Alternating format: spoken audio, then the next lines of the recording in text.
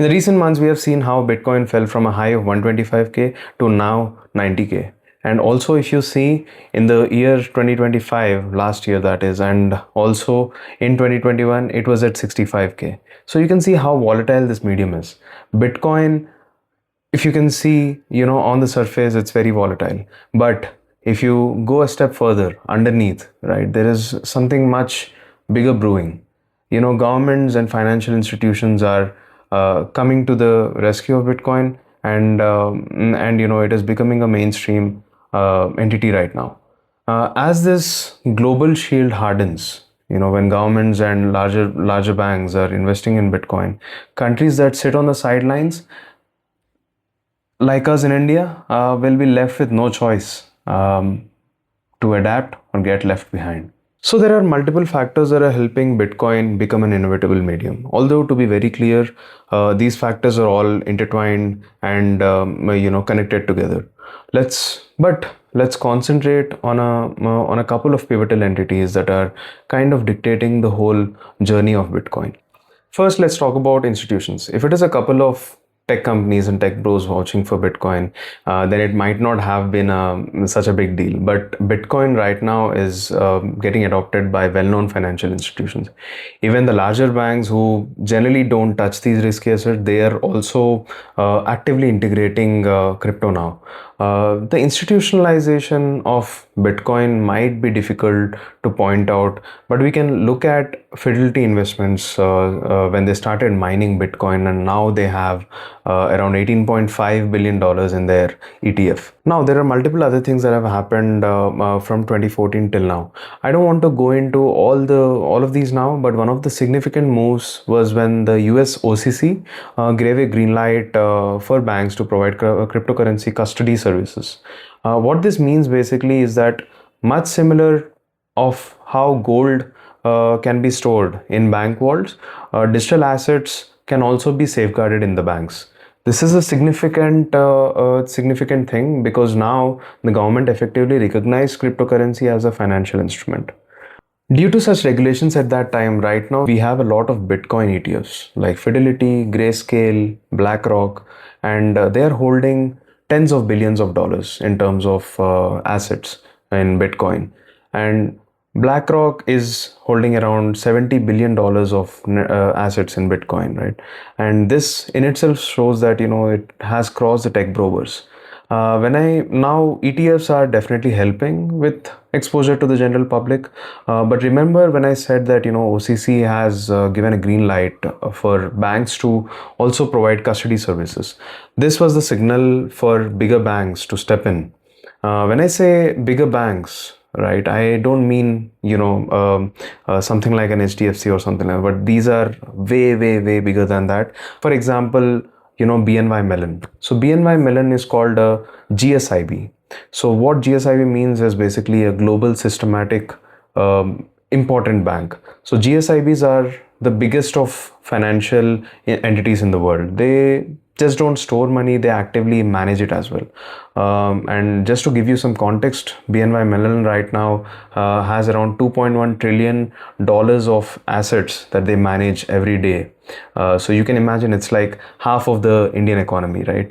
When an entity that manages half the value of an economy like India comes up and says to you that they will look at Bitcoin with the same high standard as a traditional asset, then it's nothing to be taken lightly. It's kind of it's validation. Considering the serious money movers that these people are, like these institutions are, GSIBs are operated under strictest of regulatory supervision. And this just shows you how Bitcoin and crypto overall are getting integrated into the oldest and legitimate financial institutions, right? Now let's briefly talk about companies, not governments, not institutions, but corporates.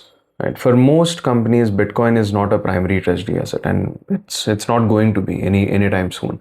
For them, cash, bonds, and traditional hedges still dominate. But what is interesting is that a small group of companies are treating Bitcoin as a long duration hedge against the monetary expansion. This matters because corporate treasuries are conservative by nature. Their job is not to speculate, it's to preserve value. Companies like MicroStrategy have made Bitcoin central to their treasury strategy. Others, including smaller firms right now, such as Jet King in India, have begun experimenting with Bitcoin holding at a much smaller scale. These companies, they don't make Bitcoin mainstream, they don't make it safe, and they certainly don't make it inevitable, but they do signal something important. Bitcoin has crossed the threshold where some corporate decision makers are believing it deserves a place, however small, on a balance sheet. Right now, this is still on the fringes, but historically, the fringe technology is what becomes mainstream. MicroStrategy and JetKing's business model in itself is very interesting. We can have an entire separate video on that. But let's get back to the topic at hand.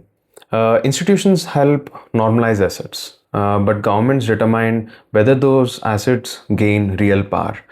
You can't expect, lightning fast movement from an elephant, but you can definitely be damn sure if, when it steps on you. And governments, in a similar fashion, when they actually do something, they do it decisively. To understand why Bitcoin is increasingly relevant at the state level, we need to look at how financial power actually works today. At the center of global financial system is the SWIFT network. Technically, SWIFT is just a secure messaging system used by banks or to move money across borders. But in practice, access to SWIFT equals access to the global trade. Over the last decade, countries have seen how financial infrastructure can be used as a geopolitical tool. Most notably, you can talk about Russia. When Russia was excluded from SWIFT following its invasion of Ukraine, that has become one of those points that global nations have remembered. And it wasn't just about Russia, and it's not that nations don't know about these power imbalances. It was about the idea that US actually used this as a negotiation tactic. Nations began to understand that financial networks are no longer neutral. If access can be used as a power play, then dependence becomes a vulnerability.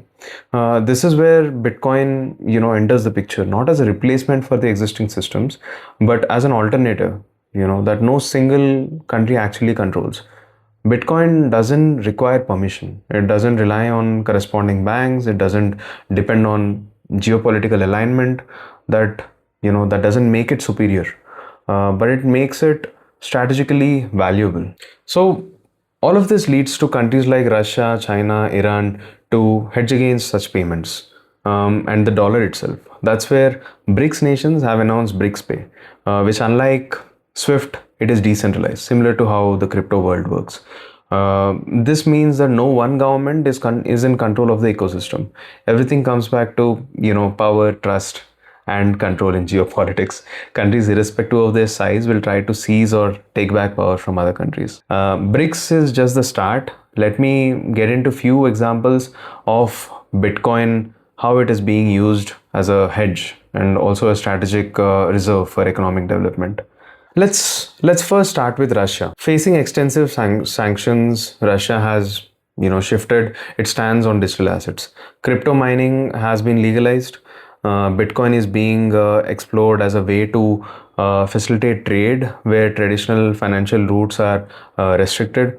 Cheap energy, makes mining economically viable as well, turning infrastructure as a leverage for Bitcoin mining and everything.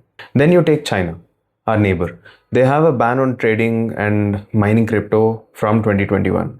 But what's very interesting is that they are the second largest holder of Bitcoin, with at least 190k Bitcoin assets with them. Large chunks of it is something that they have confiscated through seizing assets from a Ponzi scheme. But there are hints that they are softening their stance on crypto. And they don't want to get left behind. So, it makes sense. Then the other interesting country is Iran. Just like Russia, it was also put under sanctions by the West. I'm not going to talk about sanctions, whether they are good or they are bad. They are rarely so black and white. Let's just talk about the effect. Iran explicitly uses Bitcoin mining to circumvent sanctions, requiring miners to sell their production to the central bank to fund imports. Let's say if the Iran government wants to buy weapon parts from a Western company. Previously, they have to go via middleman, a bank, right? And also use Swift payment. But now Iran and the likes of Russia can directly talk to the business and do the exchange via Bitcoin and never have a middleman in the fold. Basically, Bitcoin will become an instrument in financial space that help solve the middleman problem. No governments, no one government, no financial institutions, nothing in between. Now, let's move to some other countries which are using Bitcoin in a very interesting way. They're using Bitcoin as a strategic reserve for their economic development.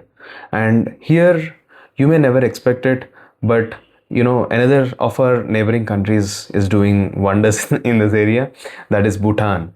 It's such a small, inconspicuous, non-bothering neighbor of ours, but they have built the world's largest government-backed mining operation. They are sitting with around 13,000 mined bitcoins as of now, and it is no less than one third of their GDP. And this shows you how some countries are, ahead of the curve in terms of understanding and integrating new technologies and betting on new technologies. There are more countries, but let's end with another small country from Latin America, El Salvador. They're also going big on crypto, looking at it as the next big thing. And they have made it a legitimate alternative to pay their debts for an individual or a company. Not just this, they are planning to also have a tax-free special economic zone where people can mine their Bitcoin using the hydrothermal energy outputs. These countries are not coordinated, their motivations are different, but the pattern is the same. Bitcoin is being explored not because it is fashionable, but because existing systems leave these countries exposed. Now just imagine a fall in Bitcoin. If it is big enough, it's going to be a crisis on catastrophic levels for countries like, Bhutan and El Salvador, which are making it a prime thing for them. It's not just a crisis for them, but even for BlackRock and Fidelity managing billions in bitcoins. Uh, a collapse in that money is, American retirement savings just disappearing. For the global networks to work efficiently, these fault lines that are there, these are going to have first degree and second degree effects on other nations as well. So the systems and nations inherently don't want this to happen. So they will try to protect it. So what does all of this really mean? Bitcoin's story is no longer driven only by retail investors or speculative cycles. Two forces, the institutions and governments, are far more important now. Institutions bring legitimacy, custody, and exposure. Governments bring incentive, strategy, and long-term relevance. This doesn't mean Bitcoin is safe. It doesn't mean the volatility is going to disappear. Certainly doesn't mean, outcomes are guaranteed. But it does mean that Bitcoin has moved beyond from just being a trade. It is now part of, how institutions manage risk and how nations think about their financial sovereignty. Whether that experiment succeeds is still unfolding. But ignoring it no longer is an option. This ends what I want to say about this topic. Subscribe for more such videos. Thanks for watching. Bye bye.